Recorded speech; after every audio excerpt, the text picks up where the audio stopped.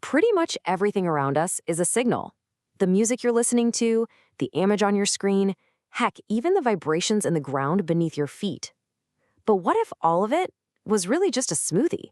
A super complex blend of ingredients. And what if you could find the recipe for every single one? No, I'm serious. Just think about it for a second.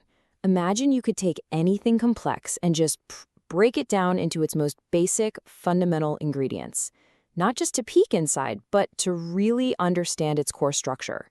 So you could rebuild it from scratch, maybe even tweak it, or, get this, compress it into a tiny fraction of its original size. Okay, let's really get into this analogy. Any signal, say a sound wave, is our smoothie. It's all blended together, a complex mess where you can't really tell the strawberry from the banana. That's what you have. But the recipe is where the magic is. That's the list of ingredients, the exact amounts. It tells you how it was made. And knowing that, well, that changes everything. So how in the world do we find this recipe?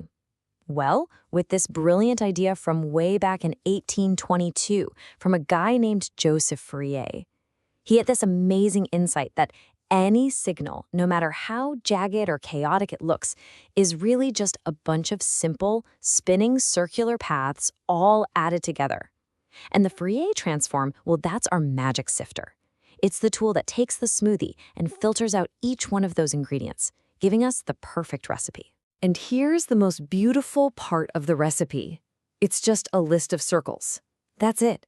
Every single ingredient is just a simple spinning path, and each one is defined by only three little things: its size, which we call amplitude, its speed, or frequency, and its starting position, or phase. All of a sudden, the most complicated signals in the universe become, well, kind of simple. So this is huge, right? We have this incredible idea, this perfect recipe finder. So when computers came onto the scene, engineers were excited. They created a version for digital signals called the discrete Fourier transform, or DFT. But when they tried to use it, they slammed right into a massive computational brick wall. And this right here, this was the problem. For you computer science folks, you know what this is. For everyone else, big O of n squared is basically a mathematical nightmare. It means that as your signal gets longer, the number of calculations you have to do just explodes. We're not talking about a little increase. If you double the length of your signal, you have to do 4 times the work. It gets out of control fast. To put that into perspective, just look at this. For a signal with about 4,000 data points, and trust me, that is tiny by today's standards, the direct slow-wave DFT required around 30 million operations. 30 million. It made doing this stuff in real time an absolute fantasy.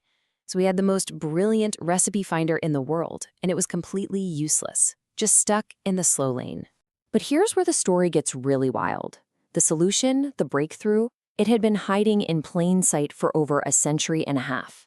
The legendary mathematician Carl Friedrich Gauss had actually worked out a faster way back in 1805, but he never published it.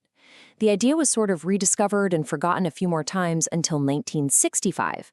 That's when two mathematicians, Cooley and Tukey, were working on a really high-stakes problem. They needed a super-fast way to analyze seismic data, to detect secret Soviet nuclear tests during the Cold War. And what they rediscovered and published wasn't some new kind of math. It was a ridiculously clever computational shortcut, a kind of hack that gets you the exact same recipe from the DFT, just with way, way fewer steps. They called their algorithm the fast Fourier transform, or FFT. And this is the magic number. The FFT's complexity is O of n log n. Now, without getting into the weeds, just know that this scaling is incredible. It barely grows as the signal gets bigger. So remember that signal that took 30 million operations before? With the FFT, it took about 30,000. That's not just faster, that's 1,000 times faster. The impossible had just become totally possible. And right here is where the story completely changes. The FFT wasn't just a small improvement. By making Fourier analysis fast and practical, it became the silent, invisible engine behind the entire digital revolution. It went from being a cool idea in a textbook to a cornerstone of our modern world. Okay, think about the photos on your phone or the music you stream. How does that work? Well, the FFT finds the frequency recipe for an image or a song, and then compression algorithms like JPEG and MP3 do something genius. They just throw away the ingredients our eyes and ears probably won't even miss. The result? A file that's a tiny fraction of the original size but looks and sounds almost perfect. So why does this matter to you, like right now? Your Wi-Fi, your phone's 5G signal, your internet connection.